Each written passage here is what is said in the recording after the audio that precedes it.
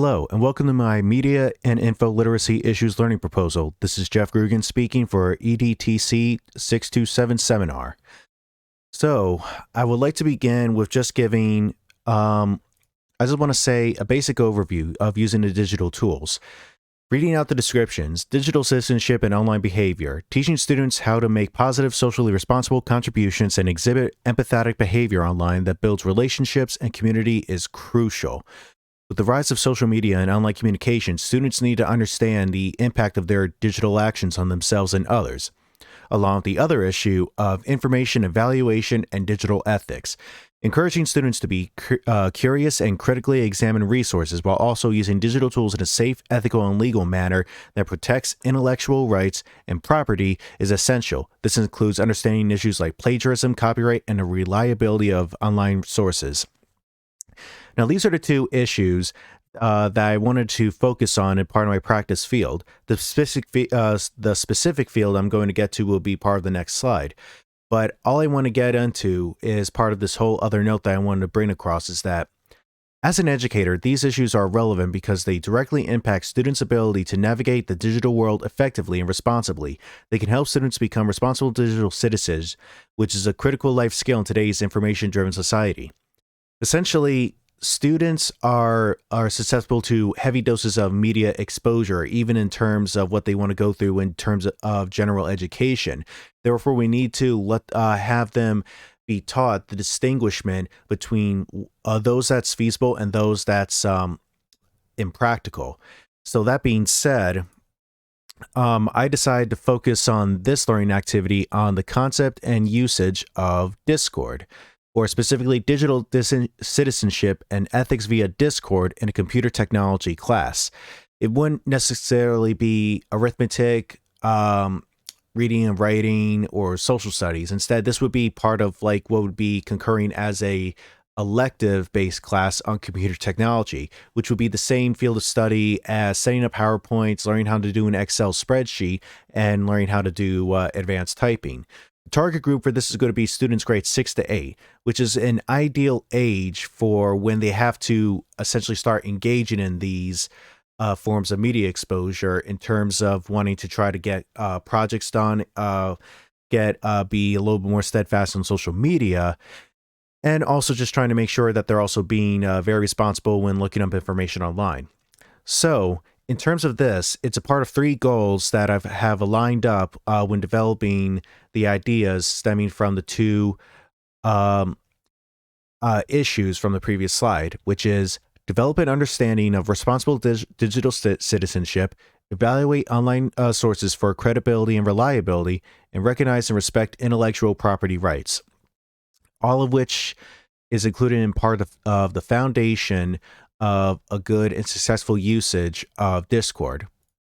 Now, I was going to put up a slide talking about exactly what is Discord, but I did not want that to be the sole focus of this recording. So, in a nutshell, Discord is supposed to be a user-based, friendly-based server that's originally targeted towards gamers and those who specialize in YouTube gaming and Twitch, but has since expanded upon its usage and has gone from being a simple server for game enthusiasts into those who see it as a great way to connect and share information. It's actually been a great way for instructors and students to be able to connect and share off assignments and even do in-class discussions. It's a little bit more advanced than Zoom because it's not simply just the general notion of video recording. Rather, it's the sharing of text and displaying image and video information. But based on at least what I have on here, I'm going to read off on the unit-focused description of Discord. As an educator or trainer, addressing these issues is highly relevant because they impact the development of responsible and ethical digital citizens. In today's interconnected world, students need to be equipped with the skills to navigate digital platforms like Discord responsibly and ethically.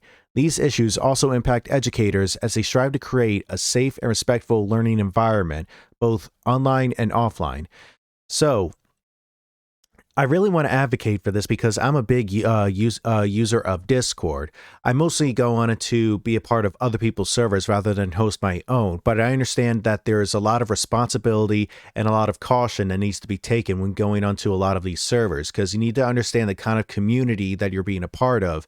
And obviously, we want to focus down on trying to be a very good student on working your way through an educational based server, usually sponsored by a teacher of a given class, or if you're breaking up into groups as a student, you need to be able to learn how to set up your own server, the lesson plan. So I'll get that to that in a moment, and learn how to navigate it responsibly, because whether it be a misuse of information like accidental plagiarism, or you need to be able to provide the appropriate links for the sources or resources that you use for a given project or assignment, you need to make sure how the stuff is used practically. So the objective is encourage 6th to 8th grade students to make positive, socially responsible contributions on Discord, exhibit empathetic behavior, and practice ethical use of digital tools while protecting intellectual property rights. So for those students who are not familiar with Discord, this would be a safe introduction for them, but it could also be a good introduction for them for those who want to be able to use it in more of a educational nuanced light, rather than those just for the use of recreational purposes, because recreational purposes does have some risk to it. So in given limelight of this, I divided up into three parts of this learning segment. Each of these bullet points is supposed to be a division of each of the 2 media info literacy issues. So this is part of the initial issue 1 and the initial issue number 2. I've also provided some sample screenshots that I've pulled off of the web, just to give an idea on what the interface is like. Obviously, this is how it's primarily used as part of a dark-based interface, but there's also a light-based version optional. So reading off on this. Introduction to Digital Citizenship and Ethics. Start with a brief discussion on digital citizenship and ethics. Explain the importance of responsible online behavior and respecting intellectual property rights. And then there's also the case study analysis. Present a fictional Discord scenario involving conflicts or ethical dilemmas. For example, a scenario where someone is using copyrighted material without permission in a Discord server. Divide students into small groups and have them analyze the scenario, discussing possible solutions. Now, without getting into a little bit more meta-based ideas, such as in the case of like poor executed concepts such as NFTs, you want to try to use an idea of like a credited or popular version of a well-known image. Let's say you could say the most famous painting in the world, the Mona Lisa. Now, obviously, there's a lot of a credit to it, but obviously you can't also say that's your own work. You have to give credibility for the original artist, in this case Leonardo da Vinci. Also, when it was first released to the public, or when it was completed, and the significance behind the art itself. But that's just a basic example. So you want to be able to have students analyze it in such a way where they know how to break down what exactly they're viewing through a Discord server and how to interpret it. Now, this leads over to learning segment part 2. This just provides a little bit of simple functions on how one can connect over to invite people, create a server, create a channel, just through this user interface. And then obviously this is what it would be like for a welcome page for entering or starting up your own server. But getting back into this learning segment, there's the empathy workshop. Conduct an empathy building activity where students discuss how different actions in the case study might make others feel. This could involve role-playing or storytelling to help students understand the impact of their online behavior on others.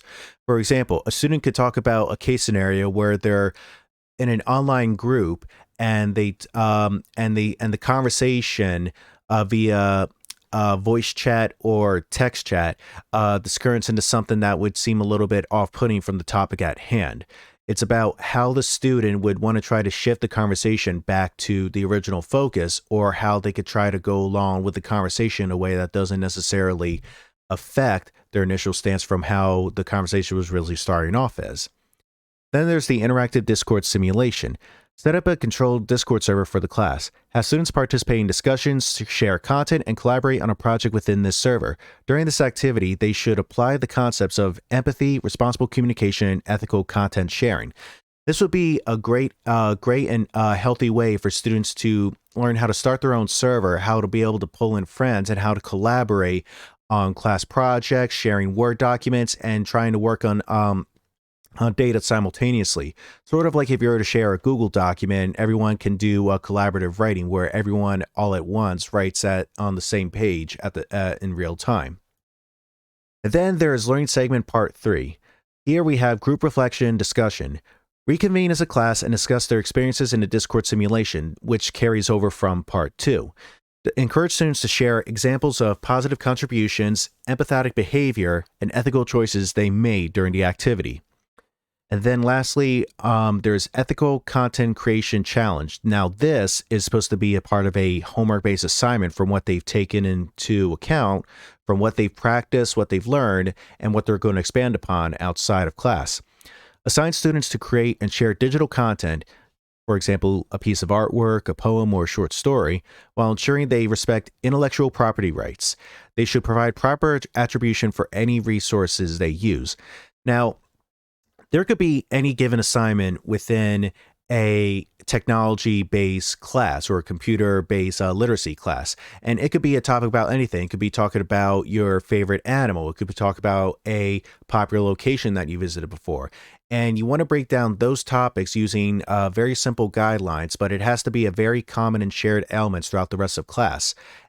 It's up to the students based on what the teacher provides for them with their guidelines on how they want to deliver it through their server and share their work, whether to their classmates or to the instructor or both via presentation. So there is an educational moral to this. To help build onto this, I actually have these two infographics that I found online, which sort of builds on the whole idea of using an open server, or in this case, closed servers via education of Discord. It shows these statistics on keeping students safe online and how they want to be able to interact online. Now, obviously, this is for the youth, even though we're focusing on like the 6th and 8th grade students specifically. But if you want to pause this video to take a chance to read through a lot of these statistics, you can. I do apologize if the quality may not be that good if you're trying to zoom in and read this close up. But I posted the links for these specific infographics in the last slide. So building on with the final rationale, the Empathy Workshop and the Discord simulation encourage students to build positive relationships that exhibit empathetic behavior online. They can reflect on how their actions impact others. The case study analysis and the homework assignment explicitly address ethical behavior and respecting intellectual property rights. Students learn to use digital tools ethically and legally while protecting intellectual property. It took a while to be able to properly word out a lot of these points because I have a lot of respect for Discord in the sense that it has never gone wrong by me, and I believe that it is a good tool for educators to use as an expendable option if they want to be able to reach out to students in a format that they're familiar with.